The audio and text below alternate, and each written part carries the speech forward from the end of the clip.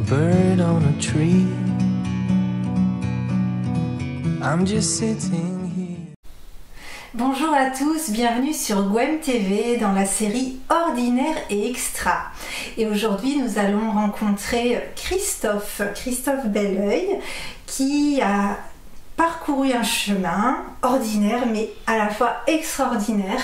Et tu vas nous expliquer comment aujourd'hui tu as changé de voie, dans les deux sens du terme, et tu es actuellement thérapeute, gestalt thérapeute. Exactement. Bon, bonjour Christophe. Bonjour Gonelle. Alors, moi je te connais en fait, hein, sans te connaître vraiment depuis que j'ai 17 ans, hein, chez ma maman. Toi, à ce moment-là, je te connaissais en tant qu'artiste. Et aujourd'hui, je te retrouve quand même peut-être 35 années plus tard. Hein.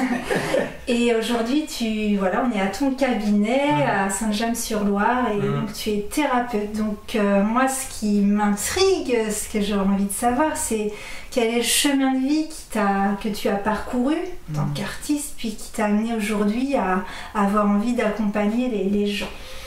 Eh bien, quel programme. Je vais essayer de te répondre et même déjà te dire que j'aime beaucoup le titre. Oui. Ordinaire, extraordinaire. Oui. J'aime bien ce titre-là et ça s'applique tout à fait à moi. Je pense qu'en fait, l'ordinaire, je pense que j'en avais peut-être peur. Je ne savais pas trop quoi faire avec l'ordinaire lorsque j'étais jeune homme et que peut-être ça m'a poussé à devenir artiste. C'est un manque en fait. Voilà, c'est un manque de quelque chose. Pour moi, l'ordinaire, c'était une signification un peu négative. J'en avais peur de l'ordinaire et il me manquait quelque chose. Et ce métier d'artiste a permis de côtoyer l'extraordinaire. Oui. C'est quand même fort d'avoir fait autant de disques, d'avoir peint autant de tableaux. Oui, parce que raconte, donc tu as fait combien de Moi j'en ai fait 8 disques, 8. 8. J'ai peint des centaines de tableaux, j'étais peintre professionnel, j'étais intermittent aussi en tant que chanteur. J'ai écrit quelques pièces de théâtre, un roman, etc. Oui. Mais les années passant, et c'est là où c'est vraiment intéressant et ça rejoint vraiment ton titre, c'est en fait où est vraiment l'ordinaire et où se situe l'extraordinaire. Et en faisant ce métier d'artiste, et peut-être au bout déjà même de 10 ans, 12 ans, c'était pour ça que je faisais déjà autre chose, et je t'en parlerai juste après, et ben je trouvais que de côtoyer l'extraordinaire, excuse-moi, à savoir être sur scène, etc., ça m'apportait pas grand-chose de plus, étonnamment. Ouais. En fait, ce que tu cherchais, tu l'as pas trouvé là. Non, exactement. et j'avais pas compris qu'en fait, dans l'extraordinaire, il peut y avoir de la routine, de jouer tous les soirs, que dans l'extraordinaire, il peut aussi y avoir de l'image, que de jouer et puis d'être habillé avec un certain habit, d'être vu, d'être applaudi, donc de jouer avec les lumières, de jouer avec l'apparence. Ouais. Donc l'illusion, une certaine illusion quelque part, parfois. Ouais, tout à fait. Et alors que l'ordinaire, j'ai pu le toucher avec les années, mais peut-être pas dans les premières années d'artiste. Peut-être que l'ordinaire, et ce que j'appelle l'ordinaire extraordinaire, du coup, voilà, c'est peut-être dans les tempères. Ça, c'est quelque chose que je n'avais pas vu. J'ai pas vu venir ça. Je trouve que d'être papa, ça m'a permis d'être plus grand, beaucoup plus grand que moi-même. Oui. J'avais pas perçu ça. Que c'était une capacité à être plus encore, un peu plus soi. Parce qu'avec un projet, là, c'est vraiment un projet grandiose qui ne fait que nous déplacer de notre centre vers quelque chose qui peut même être presque inquiétant. C'est qu'est-ce qu'on va faire? Est-ce qu'on nous sommes capables, les uns comme les autres, d'être des adultes responsables, d'être des parents? Et ça, c'était un grand événement dans ma vie. Ouais, c'est là que ça t'a finalement plus confronté à tes peurs, à ton intériorité que la scène. Parce qu'on pourrait se dire, la scène quand même, faut pouvoir oser, être devant des gens, faire ça. C'est aussi quand même, il y a beaucoup d'artistes qui disent, quand je dévoile pour la première fois une chanson, c'est un peu de moi et il y a beaucoup de peur des fois derrière, mais toi ça t'as pas ressenti. En tout cas, j'ai tout de suite surmonté ça, donc j'ai eu cette chance. Voilà. Avec les enfants, c'était plus en filigrane, les questionnements qui viennent au bout de quelques mois, parfois quelques années, parce que ça dépend des difficultés qu'on rencontre. Mais la scène, oui, par contre, ça m'a demandé quelque chose, c'est d'apparaître, ça oui. Et je l'ai bien noté. que apparaître, c'était vraiment un grand saut dans le vide. Ça, je l'avais noté. Et vu que je l'avais fait 2 fois dans ma vie, à l'âge de 22 ans quand j'étais peintre, professionnel, puis à l'âge de 25 ans quand j'étais musicien, c'était un peu derrière moi tout ça. Oui. Mais en fait, ça m'a rattrapé. Ça m'a rattrapé parce que apparaître, j'ai trouvé que c'était pas si simple que ça après, quand je descends de scène. Ah oui. Voilà. Quand tu quittes ce rôle et que tu dois aller vraiment près des gens et que tu es, comme tout le monde, ordinaire et extraordinaire, là c'était difficile. Voilà. Et c'est encore des questionnements qui m'apparaissaient beaucoup plus profonds que finalement faire un disque de plus. Et la Gestalt, c'est venu là, la Gestalt. Ouais. C'est venu il y a à peu près 6 ans, même si j'ai une autre histoire avant la Gestalt. Alors la Gestalt, pour comprendre ce que c'est de la psychologie, hein, voilà, hein, mais on est dans cette idée qui est extrêmement simple. On se penche vers le passé, bien sûr, mais le passé ne nous définit pas. Alors que ça, c'est plutôt la psychanalyse, c'est Freud. Le passé définit ce que nous sommes aujourd'hui.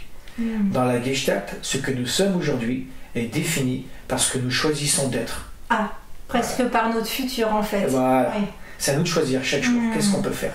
Et quand il y a des freins, ça se voit notamment dans nos relations. Parce que des personnes peuvent très bien se dire bah oui, mais moi j'ai une histoire qui est longue, etc. Ça n'a pas été facile. Donc c'est pour ça qu'aujourd'hui j'ai du mal à changer de boulot. Mais en fait, on peut réduire ça encore plus simplement. Quand une personne ne trouve pas forcément de travail, il y a évidemment une explication peut-être dans son passé, mais il y a sans aucun doute une peur d'apparaître. Et ça se règle dans le présent. Oui, c'est intéressant. Et du coup, toi, à quel moment tu t'es dit, là, j'ai envie d'aller justement... Alors peut-être d'abord aller un peu dans ton passé. Toi, tu as fait quel parcours personnel quand... Oui, moi c'est sûr que, en tout cas, la chanson, ça n'a jamais été suffisant. Et que très vite, j'ai été formateur pour adultes.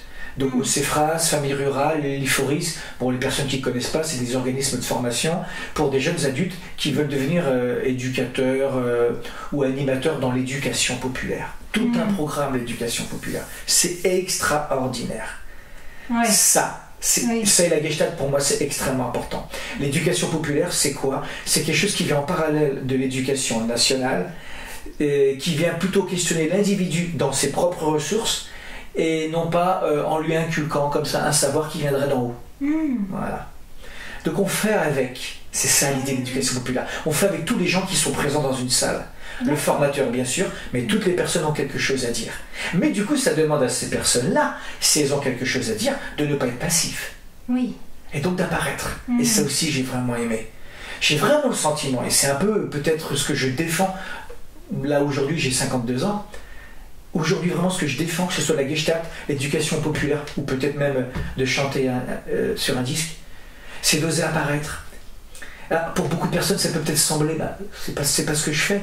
C'est très bien s'ils le font, mais non pas par défaut, mais en prenant le risque d'être, peut-être même le risque de déplaire, peut-être le risque de créer même des conflits ou des incompréhensions. Et qu'en fait, ce grand saut vers soi-même, je pense qu'en plus ça peut changer le monde.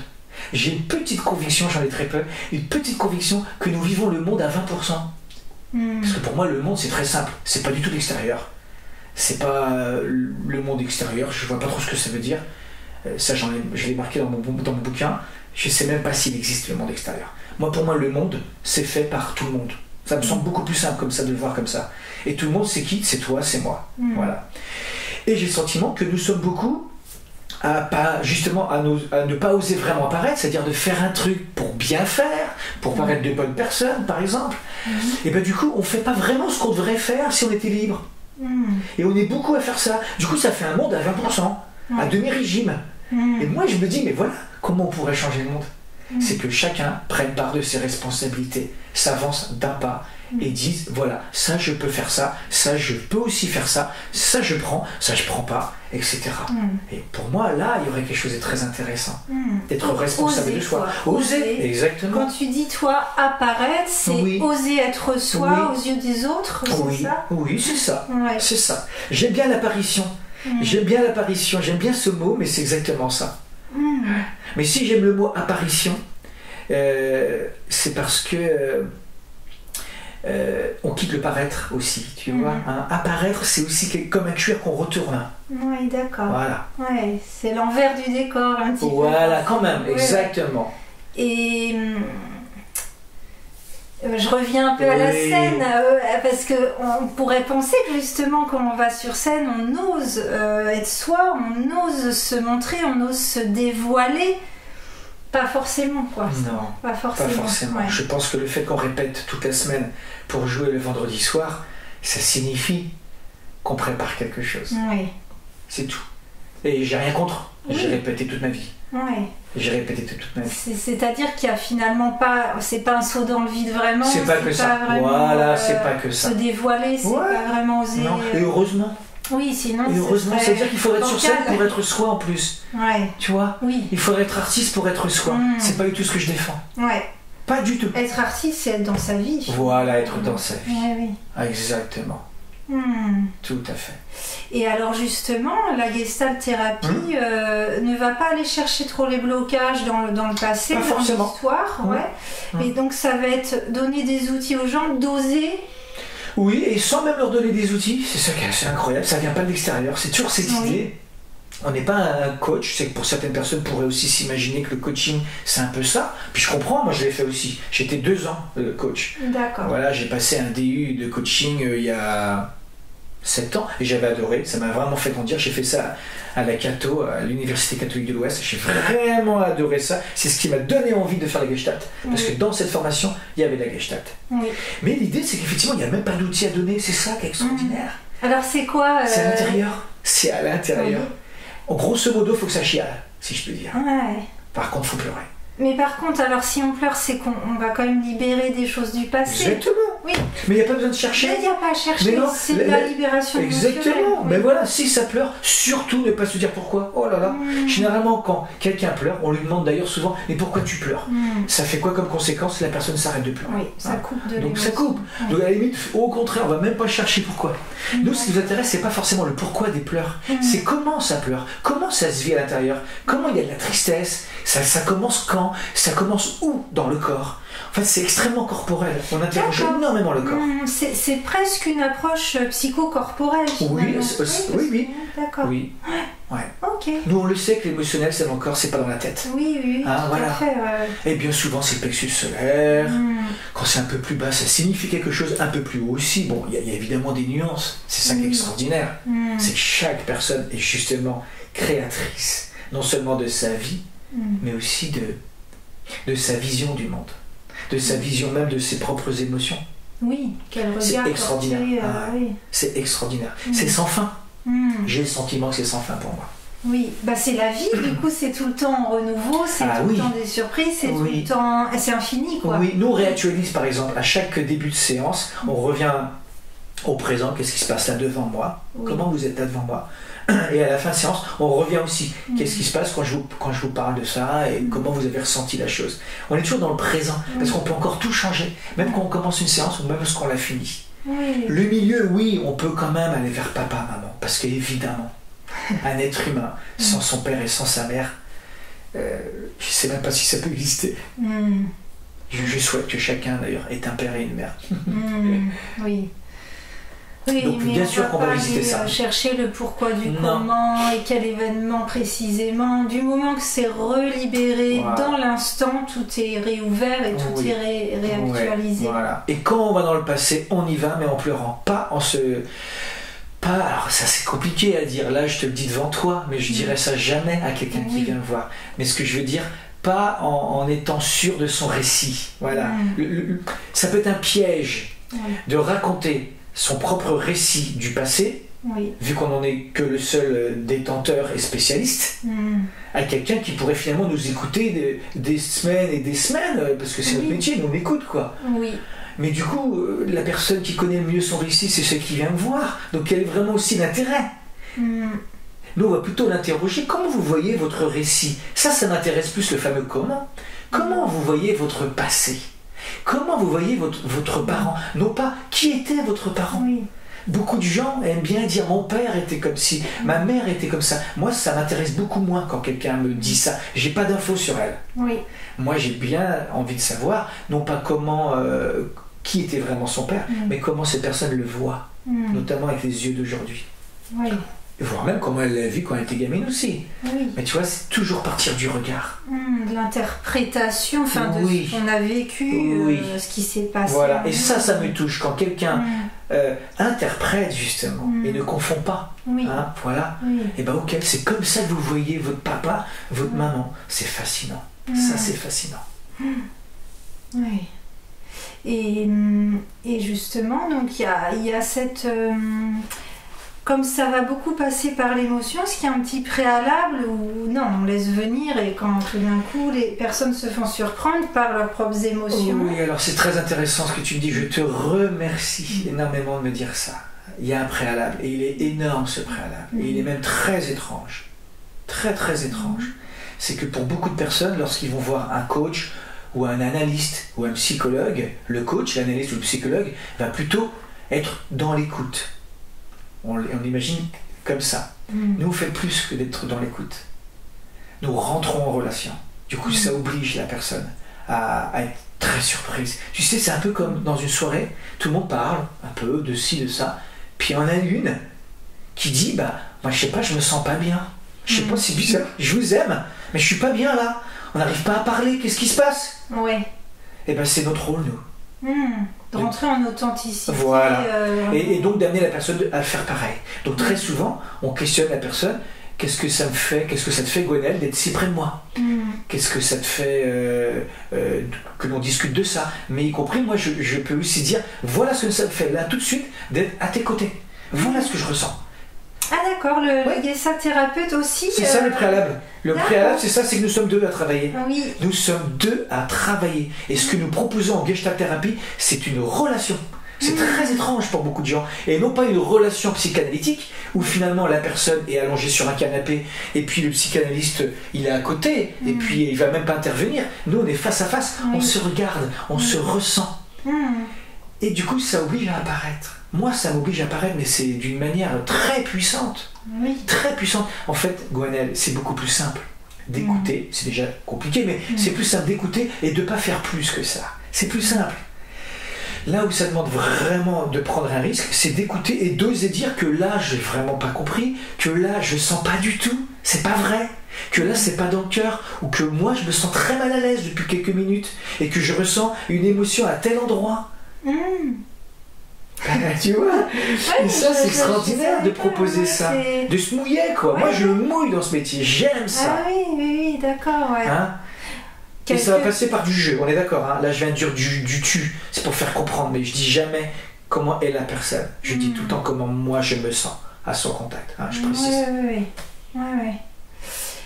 Et en fait, ça, c'est un peu la vraie vie, je dirais, quelque part. C'est la vraie vie, parce que... Enfin, là, on parle de Gestalt thérapie, mais ça, c'est ce qu'on peut souhaiter dans le couple, dans toute relation. D'ailleurs, toute relation qui ne serait pas comme ça, elle est énergivore, elle est pas intéressante, elle est ennuyante. Mais tu sais que la plupart des gens qui viennent consulter, c'est pour des problèmes relationnels. Soit une relation, alors là, pour les plus classiques, avec leur conjoint, ils n'arrivent pas à parler.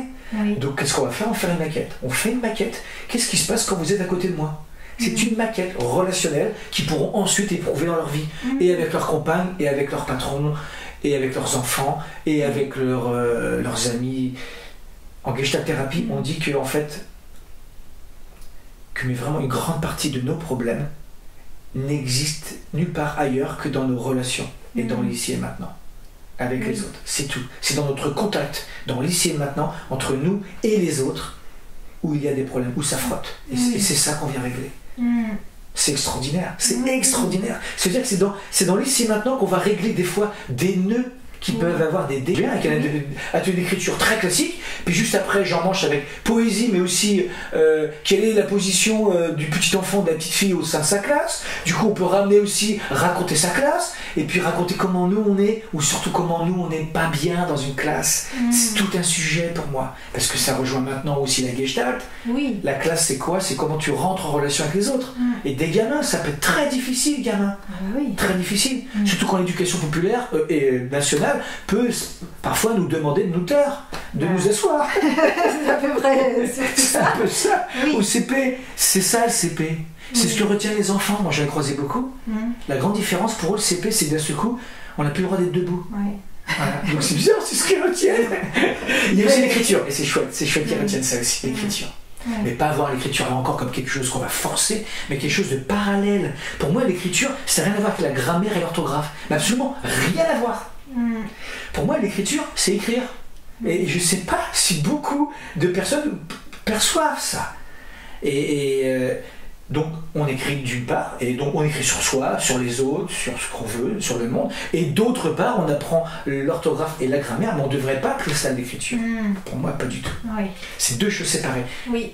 Tu vois, mais qu'on peut faire parallèlement. Hein. Je ne suis pas là pour séparer les choses non plus. Hein. Écrire, on raconte, on exprime, et ne pas faire de fautes, et c'est autre chose. C'est autre chose, voilà. C'est autre chose. Oui, et la base, c'est d'abord de pouvoir s'exprimer. Voilà, exactement. Donc moi, c'est ce genre de choses que j'ai proposé pendant des années. Et ce qui est extraordinaire, c'est que j'ai beau mettre un peu un gros fardeau sur l'éducation nationale, mais j'ai oublié de te dire que j'ai croisé tellement d'institutrices, d'instituteurs, puis après des profs au collège et au lycée, que pour moi c'est un des plus beaux métiers au monde. C'est qu'il y a une grande différence entre ce qui est écrit dans les textes et avec les programmes, et puis toutes ces personnes qui ont à faire en vrai, en face à face, une classe, tu vois. Et ça, donc pour moi c'est vraiment un métier déjà un des plus difficiles. Et qui sont d'ailleurs très souvent ils sont très ouverts. Hein. Tu sais, moi ils sont venus me voir plein de fois. Hein. Donc j'y crois à ça. Oui. Et puis c'est pour ça qu'il n'y a pas les professeurs, il y a chaque professeur. Chaque professeur est un être humain qui va créer ce qui lui semble. Voilà, j'ai connu un professeur même à Montessori que je trouvais bien moyen, et puis un autre qui est dans une école totalement classique et trop chouette, quoi. Donc évidemment, tout à fait, ça dépend de chacun. Mais pour revenir à l'éducation populaire, c'est vraiment cette idée qu'on peut vraiment mettre de l'air frais dans les écoles et autres. Il y a plein de personnes qui le font en fait tous les jours. Ah oui. Ouais, vraiment. Non, mais ça, je me dis, rien que le métier d'ostéopathe, tu vois, le corps, les émotions, et de base, pour moi, ce serait la base de connaître ça, tu vois, avant de savoir écrire, de savoir son corps, Oui. Réellement, il y a 10 ans, je me souviens vraiment, j'avais dit le mot, on l'avait échangé entre nous. Ce serait bien qu'on apprenne un peu la communication non violente, un peu comme l'empathie. Je me souviens, on avait dit ce mot-là, un peu d'empathie, quoi. CNV, on fait un peu de CNV. C'est comme génial. Speakwell, c'est ce mot-là qui a priori est dans le nouveau programme. Des cours d'empathie. Alors, et puis c'est pour des bonnes raisons. Ça se critique pas, ça en tout cas. Alors maintenant, qui va venir? Qui va venir? Peut-être des gens comme moi, je sais pas. Tu vois? Ça te plaît toujours de transmettre. D'aller transmettre, parce que c'est vrai que c'est différent de vivre une consultation. Là, tu es dans l'expérience. Oui. Et transmettre, c'est un peu faire le bilan de tout ce que tu as appris, des erreurs, tout ce que tu peux apporter. Oui. C'est deux choses en fait qui se complètent bien, déjà parce qu'elles sont tout à fait différentes. Je trouve ça déjà intéressant. Tu m'avais évoqué d'ailleurs avant l'interview que toi t'aimais faire plein de choses. Moi à la limite, quand même, je trouve ça bien de faire une journée entière de formateur, où là j'étais en contact d'une classe entière, et puis le lendemain avoir 5, 6 patients assis, et là c'est que du face à face, du one to one comme on dit, tu vois. C'est beau, c'est beau ces contrastes. Et est-ce que tu as écrit un livre? Ah oui, j'ai écrit un livre aussi. Qui s'appelle Nous racontons des histoires. Ouais, mon premier livre de psycho. Je suis trop fier parce que moi, la psycho, alors, en dehors même de ma formation de gestalt thérapeute, moi, la psycho, ça m'a toujours accompagné depuis l'âge de 20 ans. Je voulais faire ce métier. Ah oui? Ouais, mais je me sentais pas capable. Parce que ça me demandait vraiment de. Comment dire? J'avais pas confiance en moi.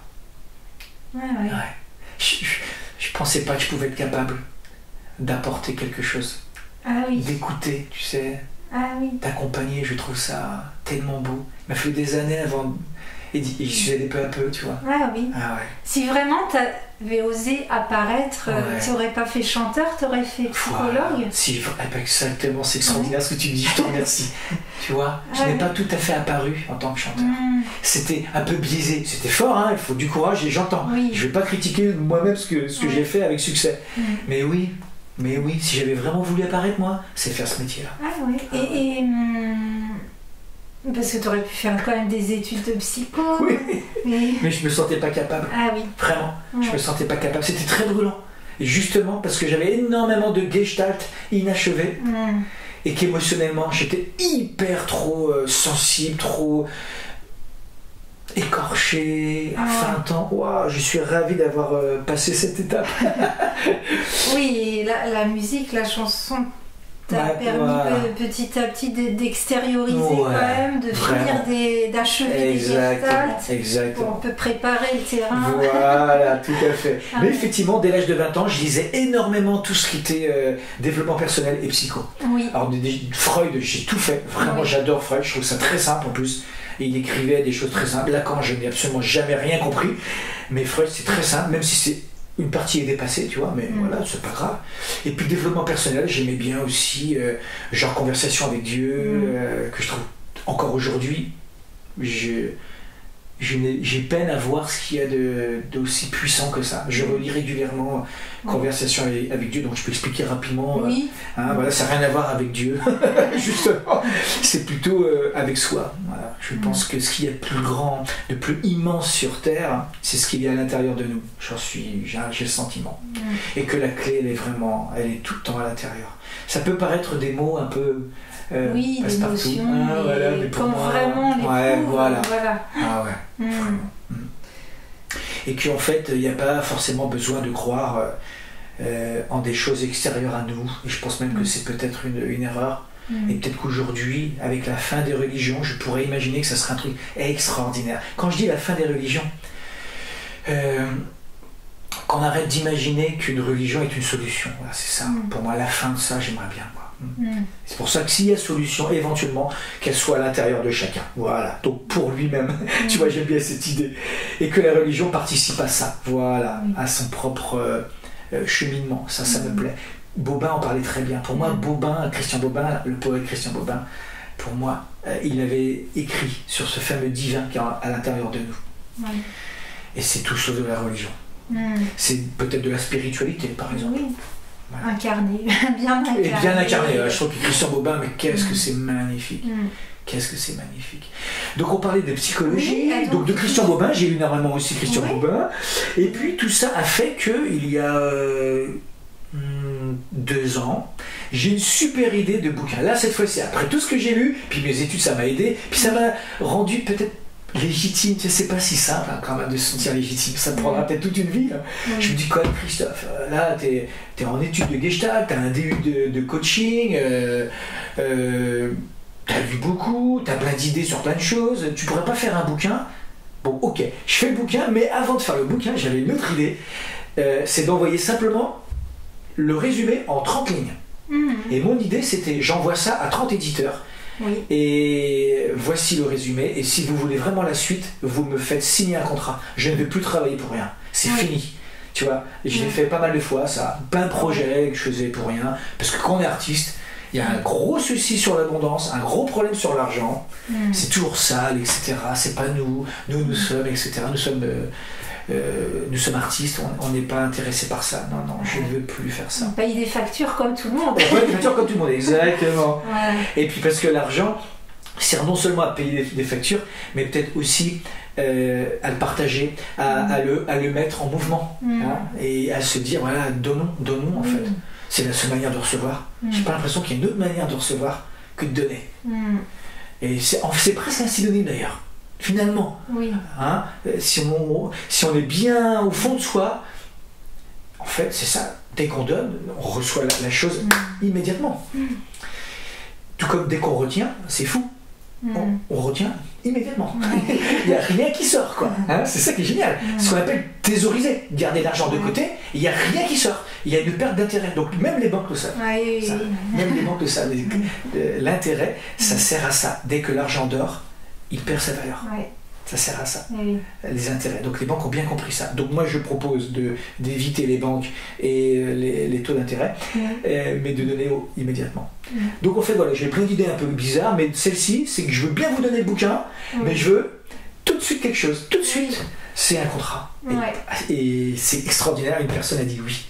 parmi les 30 éditeurs. Donc j'ai signé un contrat en n'ayant écrit que 30 lignes. Ouais. Et j'avais 9 mois pour l'écrire. Ouais. Le challenge. Oui. Le challenge. Après, tu t'avais déjà mûri. Ouais, j'avais mûri. mûri. Mais Ouais. bon, il fallait le mettre en acte. Voilà, Mais... exactement. Ouais. Et en fait, ça peut en partie se résumer à un truc un peu étrange. Nous racontons des histoires, c'est le titre. C'est qu'en fait, nous confondons les faits extérieurs Oui. avec ce que les faits nous font à l'intérieur. Voilà. Donc il y a les faits, hein, et il y a aussi les effets, les conséquences. Et c'est ça que nous voyons, des conséquences émotionnelles. C'est-à-dire qu'il y a une scène qui se passe devant nous, et chaque personne ne va pas la voir, la scène. Chaque personne va être émue d'une manière singulière. Et elle va confondre cette émotion qu'elle a elle-même avec les émotions du groupe. Bah si, tu vois bien que c'est dégueulasse, comme il lui a dit un truc, c'est horrible ce qu'il lui a dit. Et elle est persuadée, c'est même vital. Non seulement on se raconte des histoires, mais c'est vital que l'autre à côté se raconte la même, quitte à le tuer s'il n'est pas d'accord. Valide. Tu vois? Ouais. Ça pousse à énormément de conneries en plus, ce genre de choses, si je puis dire. Pour ceux ceux qui croient le plus, quoi, qui croient le plus à leurs propres histoires. Oui, qui sont plus identifiés Exactement. à ça, quoi. Ouais. Exactement, Ouais. tout à fait. Et moi j'aime bien cette idée qu'en fait nous nous racontons des histoires, donc on va se calmer, on va devenir plus souple, Oui. que tout ce que je raconte, même quand je le raconte là devant vous, c'est une histoire que je me raconte, mais au moins je me sens bien émotionnellement, tu vois. Je sens que c'est un regard que j'ai. Oui. Il peut être tout à fait contestable par certaines personnes qui peuvent se dire, mais il parle de plein de trucs qui n'ont rien à voir les uns avec les autres. Je pense que je suis un peu comme ça. Je pense que je saute du coq à l'âne. Bon. Et en même temps, il me semble qu'il y a peut-être une cohérence quand même dans l'ensemble, et puis une couleur qui m'appartient, surtout une couleur qui m'appartient. Et celle-ci, je ne vais pas m'excuser. Voilà, je ne vais pas m'excuser de ce que je pense. Surtout Mais pas. oui, ça c'est justement oser apparaître. Voilà, oser apparaître, ce bouquin, ça m'a permis de ça. Ouais. Ah ouais aussi, de l'écrire noir sur blanc, comment moi je le voyais ce monde. J'avais écrit une chanson là-dessus, je ne vois pas le monde tel qu'il est, Ah oui. je le vois tel que moi je me vois.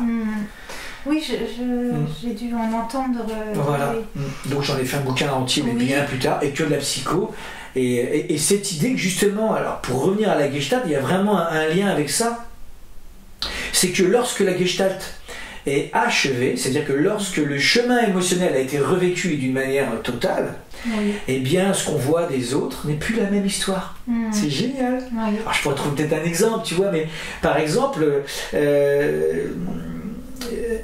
il y a une dispute en face, là, n'importe quoi, une personne se fâche avec une autre, et puis moi, je peux être très activé, et puis je suis convaincu qu'il se passe, ce qui se passe là, c'est une histoire précise. C'est genre, regarde ce qui se passe, c'est extrêmement violent, cette personne n'a vraiment pas le droit de faire ça, heureusement que je suis intervenu. Bon, en gros, je me mets moi-même dans un film, mais parce que émotionnellement, j'ai évité l'émotion. Je l'ai remise dans la scène. Oui. Mais si, à défaut de la remettre dans la scène, mais je la remets dans mon champ émotionnel, je l'interroge et je la pleure une bonne fois pour toutes, et ben quand il y aura une bagarre en face, ben, il n'y aura peut-être même pas le mot bagarre.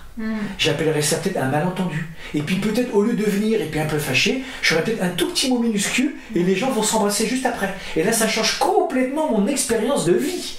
Et y compris l'expérience de vie en face. Et c'est là où je me dis que quand on règle émotionnellement des casiers comme ça, des cases, tu sais, en anglais... Casseroles. Ouais, des casseroles, voilà. Et ben en fait, à l'extérieur, c'est plus du tout la même histoire. C'est même pas les mêmes faits. C'est plus les mêmes faits. Mais oui. Tu vois? Bah oui, c'est pour ça que presque on peut imaginer qu'on a chacun un univers entier. En fait, l'univers, c'est chacun a son univers. Oui. L'univers, moi je vois l'univers, y compris les planètes et tout. Toi, tu vois le tien. Enfin, on a tous. Et effectivement, quand il n'y a plus d'émotionnel attaché à un fait, et on voit autre chose. Quoi. On voit autre chose. D'ailleurs, il se passe autre chose. C'est pour ça que je rebondis moi sur mon CD. Là, on est dans l'inverse, mais moi, je suis thérapeute et j'ai fait un CD. Mais moi, c'est aux portes du nouveau monde, c'est changer le monde en soi pour changer le monde autour de soi. Oui. C'était ça l'idée, puisque de mon chemin moi, de thérapeute, mais j'avais envie d'exprimer en chanson. Et oui, on peut le constater. Alors, dans ma réalité, je le constate ça quand même chaque jour, qu'on a chacun notre univers, que ce qu'on a apaisé en soi, ensuite, on ne l'a plus devant nous. Voilà, du coup, on vit une autre vie presque. On vit notre vie. Ça, c'est Franck Levet qui en parle très bien, qui m'a vraiment influencé aussi, fait partie de mes grandes lectures. Il disait exactement que la vie, c'est une somme d'expériences. Mais que si émotionnellement c'est réglé, c'est d'autres expériences. Oui. Du coup, c'est d'autres vies. Oui. Ah oui, c'est vrai. Enfin, moi, j'expérimente ça, mais peut-être comme toi, moi, vers mes 17 ans, j'ai lu beaucoup, je me suis intéressée très tôt au développement personnel. On va dire, j'ai fait que ça jusqu'à 34-35 ans, nettoyer les casseroles partout. Oui. Et aujourd'hui, pour moi, j'ai vraiment une autre vie. J'ai vraiment une autre vie que ma première partie de vie où je nettoyais des casseroles. Et là aujourd'hui, j'ai l'impression de regarder les belles casseroles briller, mais c'est autre chose, c'est plus doux. Mais il y en a, ils font ça dans l'autre sens. Au début, ils voient pas les casseroles à nettoyer, ils profitent, et moi je me disais mais comment ils font?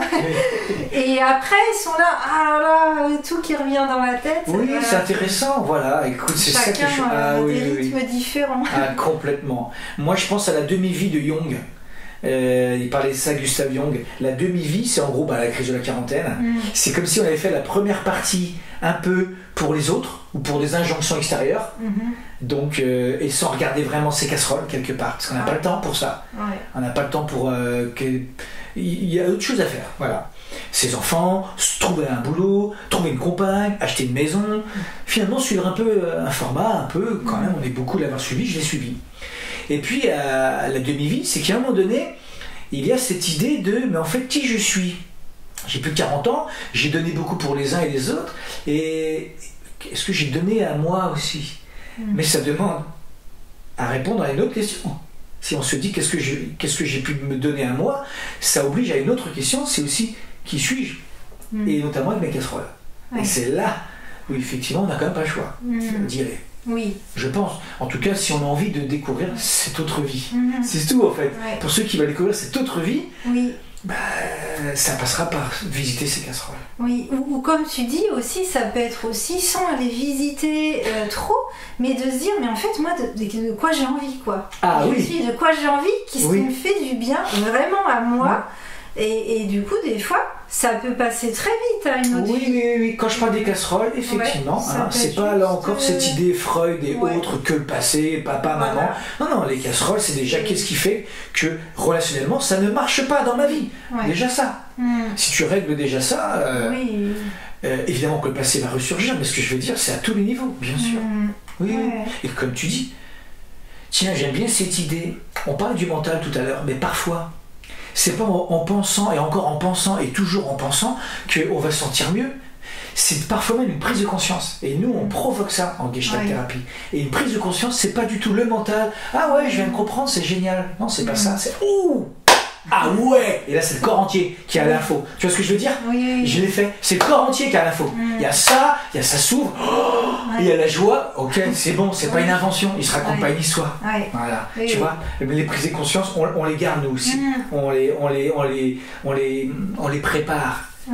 Et ça peut se faire en une seconde. En une seconde, et après, voilà, on met le pied sur la route de la vie, on fait pas le même choix le lendemain, on fait plus pareil. Et ça peut être des fois aussi simple que ça. C'est parce que des fois, on peut se dire, oui, alors là, il va falloir, ça va être compliqué, il faut tout revisiter, mais non. Ensuite, la Gestalt thérapie, comme toi tu l'expliques, et comme moi j'ai pu des fois avoir une libération émotionnelle ou une prise de conscience, c'est instantané.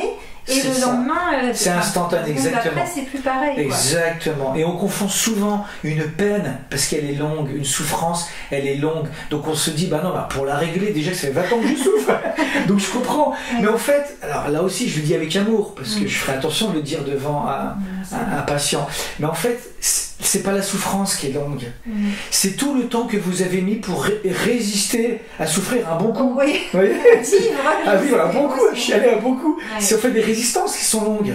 Oui. Et quand on accepte vraiment, bah voilà, quoi, d'extérioriser, ça peut être vite, quoi. C'est ça, c'est Voilà. en fait, des fois on dit travailler sur ça, non, en fait c'est juste relâchement, C'est ça. de libération, c'est pas laborieux, parce qu'il y Non, avait ça exactement. aussi, on peut penser, on doit souffrir, C'est ça. et on a déjà souffert, mais alors, en plus pour sortir de ça, il va falloir Voilà, et c'est pas Et l'idée. non, en fait, c'est pas on l'idée. peut enlever le pied de l'eau chaude, enfin de l'eau brûlante.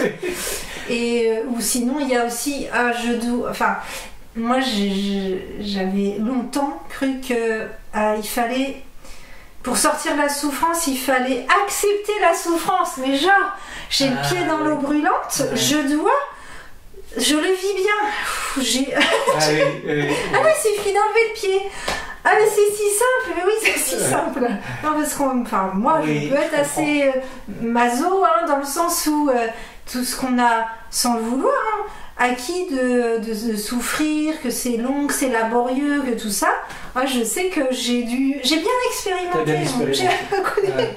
Et alors après quand t'as compris la voie de sortie, mais c'est beaucoup plus simple. Oui, tout à fait. Mais très intéressant la Gestalt thérapie dans cette vision psychocorporelle et instantanée de la relation. Donc, exactement, c'est exactement ça. T'as un site internet, des choses comme ça? Ouais, je pense que ça s'appelle, parce que j'en ai plusieurs, belœil-thérapeute.fr. D'accord, bon, on mettra sous le descriptif de la vidéo.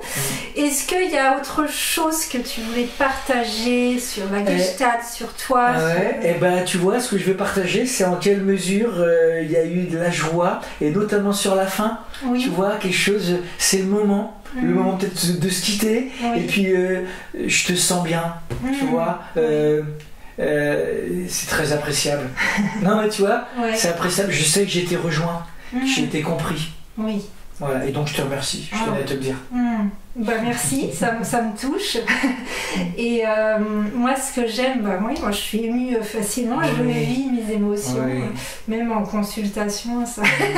Voilà, et moi, ce que j'aime dans ces interviews, on m'avait déjà demandé pourquoi tu fais ça, comme s'il y avait pour rien. J'aime partager, entendre les histoires des gens. Voir moi ce que ça me fait, en fait sans le savoir c'est de la Gestalt. Et en fait c'est ça, je trouve les rencontres comme ça où on parle vraiment de soi, là j'ai plus écouté, je participe. Mais tu participes aussi. Oui, je participe. Exactement. Voilà. Je trouve que c'est très nourrissant, moi jusque là dans la vie je trouve qu'il n'y a rien de plus beau. C'est vrai, les relations d'échange sincères, authentiques, où on se parle vraiment, quoi. Moi aussi, et tu viens de la filmer, la relation, c'est intéressant, c'est autre chose que du savoir qui se transmet. Je pense que les gens, s'ils vont jusque là, parce que ça fait presque une heure, c'est qu'en fait ils écoutent un peu ce qui se dit, voilà, soit de mon côté, soit du tien, et puis peut-être, et j'espère, qu'ils écoutent aussi ce qui est en train de se faire là, tu vois, et c'est la magie, et qu'on pourra jamais remplacer par l'IA par exemple, parce que l'IA c'est deux caisses métalliques qui peuvent pas sentir ce chant comme ça, un peu énergétique, un peu... il n'y a même pas de mots à la relation. Voilà, c'est relationnel. C'est le cœur aussi, exactement. Tout à fait. C'est un mystère. C'est un mystère. Et deux ordinateurs, ils peuvent se transmettre des données hallucinantes. Mais pas ça. Tu vois, c'est dommage, on n'en parle pas assez. On devrait, au contraire, fêter l'intelligence artificielle. Vraiment, en se disant, regardez, on n'arrive toujours pas à aller au niveau de l'humain. Et pour l'instant, c'est très négatif, quoi. Parce que on a aussi besoin des infos, mais c'est notre histoire. Oui, c'est un outil. Voilà, c'est ce que je voulais dire. Un outil, exactement. Ça reste une machine hyper performante, c'est comme un mental très. Mais c'est au service de l'humain. Pour moi, l'IA doit être au service d'encore plus nous permettre d'avoir ces moments-là. Regarde, une caméra permet de filmer ça, hop, un petit bouton, l'IA, elle pourra peut-être, je sais pas, faire le montage elle-même un jour. Moi, ça me laisse plus de temps de relationner, d'être dans des choses humaines, profondes. Et voilà, moi je souhaite à tout le monde de vivre des moments riches comme ça, où qu'ils soient, soit dans leur travail, leur famille, en thérapie, ou moi j'aspire à ça sur scène, tu vois. Mes chansons, moi c'est ça, mais comme ce que je vis en petit, mais en plus grand. C'est forcément c'est sympa. Donc à voir. Alors bah écoute, merci beaucoup. Merci à toi également. Et merci à vous qui nous écoutez, qui en espérant que ça vous fera que ça plantera des petites graines là où ça on doit en planter, et que ça vous parlera, vous apportera des petites choses sur votre chemin ou des grandes choses, qui sait. Merci beaucoup. Bye. Salut.